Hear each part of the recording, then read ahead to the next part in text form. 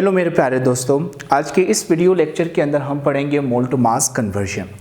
तो आज हम कवर करेंगे मोल टू मास कन्वर्जन, यानी अगर किसी सब्सटेंस का मोल दिया जाए तो उस सब्सटेंस के मोल्स के थ्रू हम उसके मास को किस तरह कैलकुलेट कर सकते हैं, वो आज के इस वीडियो लेक्चर के अंदर हम कवर करेंगे।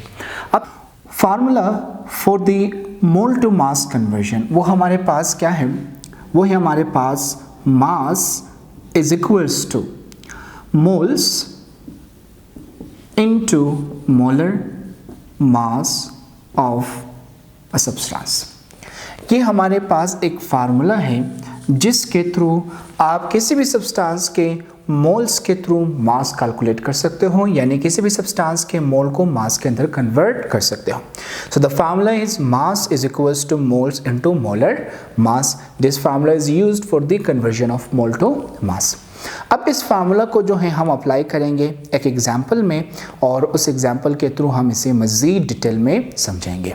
आते हैं प्रॉब्लम की तरफ। प्रॉब्लम जो गिवन है हमारे पास वो है calculate the mass of 0.25 moles of sulphuric acid, यानी हमें सल्फ्यूरिक एसिड का मोल्स दिया गया है और हमने सल्फ्यूरिक एसिड के इसी मोल्स के थ्रू सल्फ्यूरिक एसिड के किस चीज़ को कैलकुलेट करना है, मास को कैलकुलेट करना है। तो सल्फ्यूरिक एसिड के मोल्स को मास के अंदर कन्वर्ट करने के लिए हमारे पास एक फार्मूला है। वो फार्मूला हमारे पास क्या है, सॉल्यूशन की तरफ आते हैं।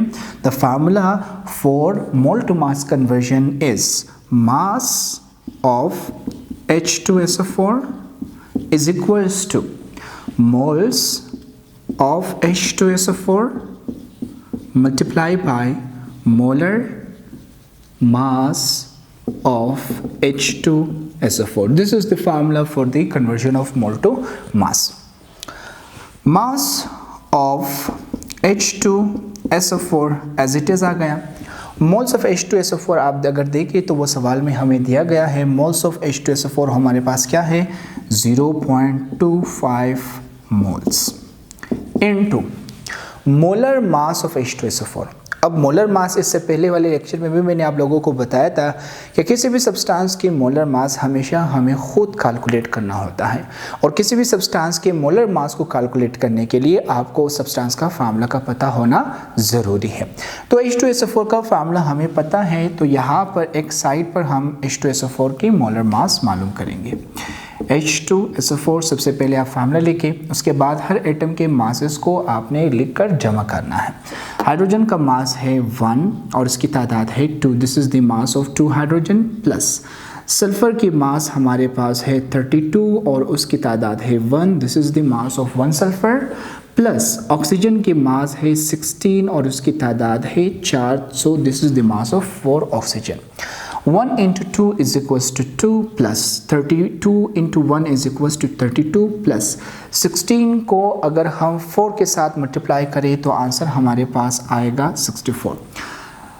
2 plus 32 plus 64 is equals to 98 AMU, sorry 98 grams per mole। This is molar mass, तो इसका यूनिट है ग्राम्स पर मोल।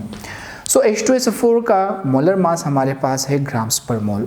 यहाँ पर इस फार्मूले के अंदर हम मोलर मास ऑफ H2SO4 को पुट करेंगे। मोलर मास ऑफ H2SO4 हमारे पास क्या निकला था, 98 ग्राम्स पर मोल।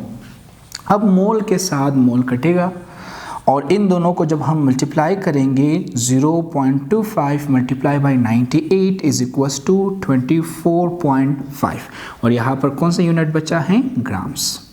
So what is the mass of H2SO4? The mass of H2SO4 is equals to 24.5 grams। तो यहाँ पर आप देखें कि 0.25 mass of H2SO4 is equals to 24.5 grams of H2SO4। हमने क्या किया, H2SO4 के मोल्स को ग्राम्स के अंदर कन्वर्ट किया। मैं आपके लिए एक सवाल छोड़ता हूँ और वो सवाल आपने सॉल्व करना है। What is the mass of 2 moles of calcium hydroxide?